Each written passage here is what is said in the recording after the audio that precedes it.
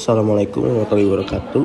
Tepangkeun wastapun Fahri sareng rancangan aya Agnia, Alvira sareng Indra bade maparkeun hasil gawe kelompok 2. Muhammad Tulus atanapi anu leuwih dipikanyaho ku nami panggungna Tulus nyaeta penyanyi sareng komposer lagu asal Indonesia anu lahir tanggal 20 Agustus 1887 di Bukit Tinggi, Sumatera Barat. Tulus teh asalna ti kulawarga Minangkabau, Sumatera Barat. Anjeunna lahir di Bukit Tinggi tapi tumuwuh di kota Bandung. Kalau Tulus boga peran penting dina ngadukung cita-citana di dunia musik. Meski kolotna henteu langsung nyangking ka sang tukang musik, tapi aranjeunna terus nyukong pendidikan jeung minat seni Tulus dileuletik. Anjeunna sering dipekawano ku minangka pribadi anu santun sareng haneut dina interaksi jeung jalma-jalma sabudaranana. Boh ka fans, boh ka sobatna.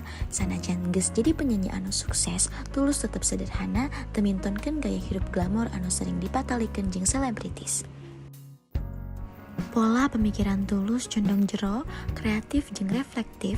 Anjeunna sering ngagambarkeun perasaan, pengalaman hirup jeung observasi sosialna dina lagu-laguna.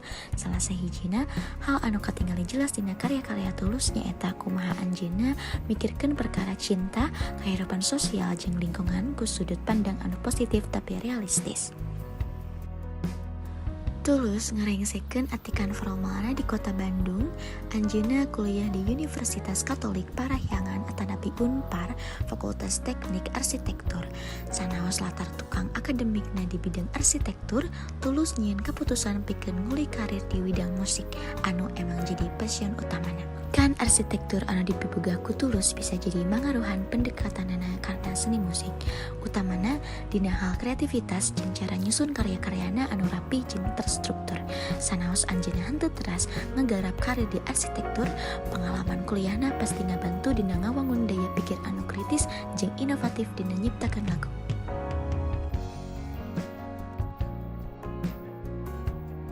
Pagawean Tulus nyaeta artis, arsitektur, sareng penyanyi.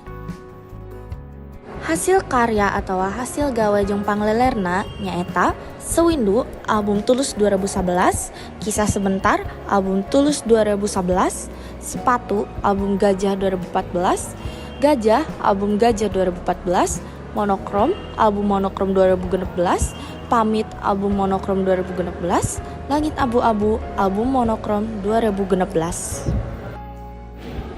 Tulus oge ngamenangkeun AMI Award for the Best Album tahun 2022, 2017, 2015, Indonesian Choice Award for Music Video of the Year tahun 2018, 2017, Dasyatnya Award for Outstanding Male Solo Singer di tahun 2018, Indonesian Choice Award for Male Singer of the Year tahun 2017, 2016, 2014, Indonesia KCA for Favorite Singer di tahun 2017, Emmy Award for the Best Pop Songwriter di tahun 2015.